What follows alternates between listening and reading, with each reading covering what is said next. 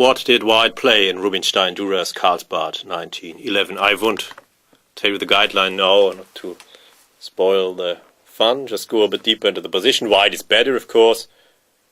He has more space. His minor pieces are much better. His rook's more active.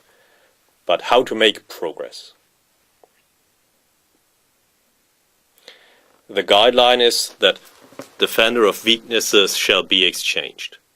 But okay, this is a very dangerous guideline and it must be explained in a bit more detail.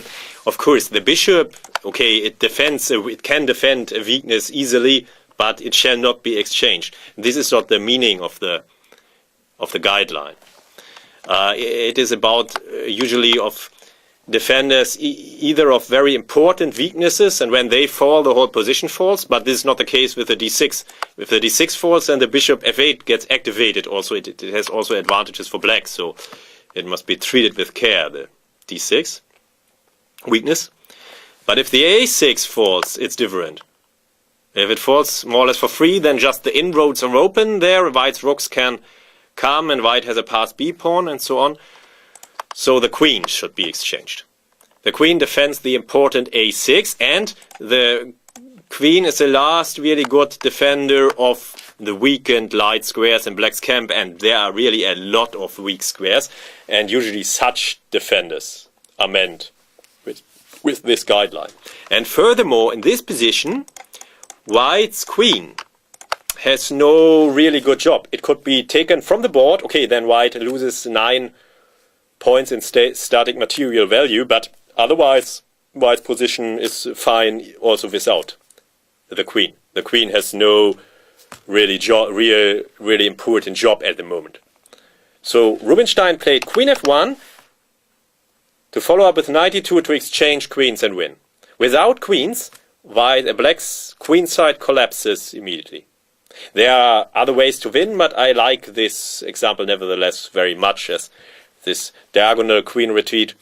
Diagonal queen retreats are the type of moves which humans most often overlook is a diagonal queen retreat.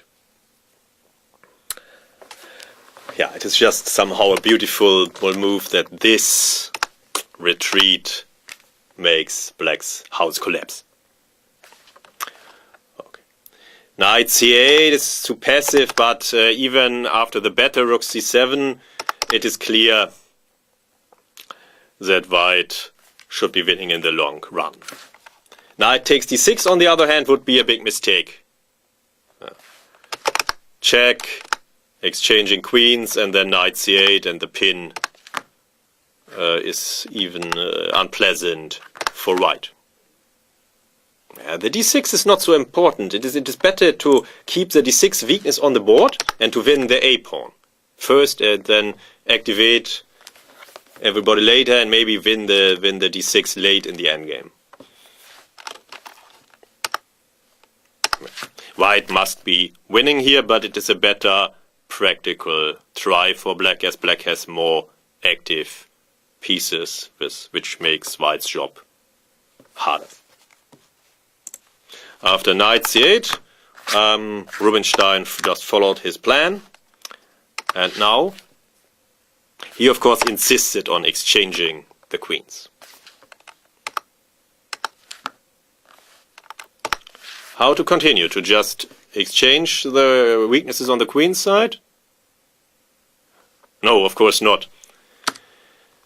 The side with the playing for the win wants to preserve winning potential, and the b3 pawn is very important. Winning potential, in a way, this is a pawn which wins the game for white. Okay, but first, how to deal with the invasion of black's rook? The active pieces of the opponent should be exchanged, of course, or forced back into passivity. And now Rubinstein activated his king, brought the king to the queen side, and then converted his solid extra pawn with his superb technique. So, defender of weaknesses should be exchanged, but this is very important how to how to interpret this guideline in the right way. And yeah, it should be the weaknesses should be whole color complexes or very, very important squares or pawns. So black's queen is a defender of important weaknesses, all the light squares in black's camp, while black's bishop is not meant with this guideline. The bishop has indeed the potential to defend weaknesses, but it is a bad bishop, and it is not important to attack those weaknesses directly in the short run. This will tell in the long run. So don't exchange this bishop. Exchange the queens here.